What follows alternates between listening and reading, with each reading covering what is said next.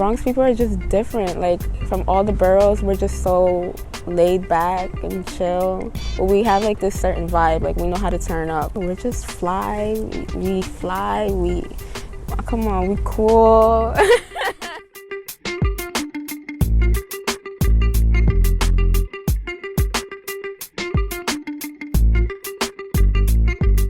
My full name is Heaven Denier. I'm from the Parkchester section of the Bronx. I'm 21 years old and I'm Puerto Rican and Black American. My name is Lorraine Ando. I'm 21. I am from Parkchester, the Bronx, New York. I'm African American. My parents are from Ivory Coast. My name is Lai Rosado. I'm from the Bronx, New York. Grew up in Parkchester. I am Puerto Rican and I'm 19 years old.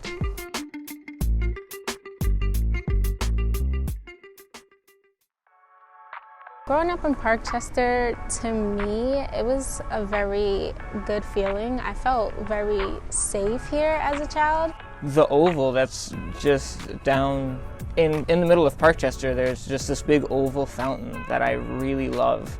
And it's been there my entire life. That fountain has been a big communal point for my family, for everyone that I know who I've been around here. Everyone knows the oval. Parkchester has a lot of trees. You're not gonna find no place in the Bronx that has so many trees and squirrels and birds. I feel like I was more fortunate than other people may have been, you know, especially living here in Parkchester, because I feel like it's a blessing. Despite the fact that I am typically different than how most people who grew up where I am from end up, I'm an oddball, black sheep, whatever you want to call it. I'm grateful that I grew up here because I feel like if I didn't grow up where I did, I might not have. I was able to see things and qualities in the way my peers were that I didn't like and that I did like, and I was able to take on the ones that made me strong and helped me move on and get through difficult times. I think I did grow up fast because I didn't want to be in the house anymore, so the only way to get out of the house was by getting a job. So I got a job at 14 and I started working ever since then. So I can't stop. I've been a working machine since 14. I feel like being a parent is so much fun.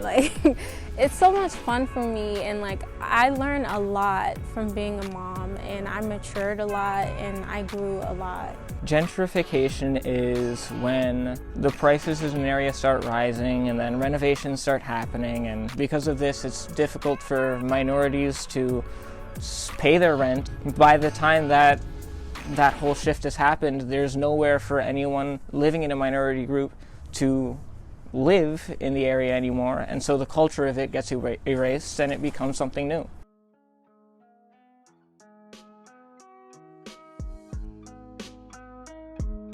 I did recognize a lot of changes as far as the structure, with new stores and a bunch of new businesses being developed. A lot of stores were closed. More people are getting homeless and more people are having to go to the shelters because they can't pay rent and they're being pushed out of their homes. It's crazy. If I could say anything to gentrifiers in New York, I would say slow down. When you remove a habitat from any ecosystem, one of two things happen. Either the people living there, the species living there, move somewhere else, or they die.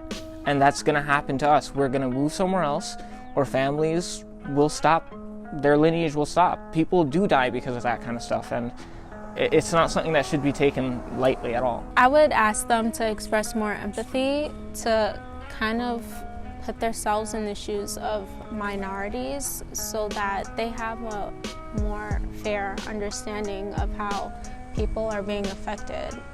I wish it wasn't happening in New York City because a lot of people nowadays are so young and they're just trying to find a spot to live in.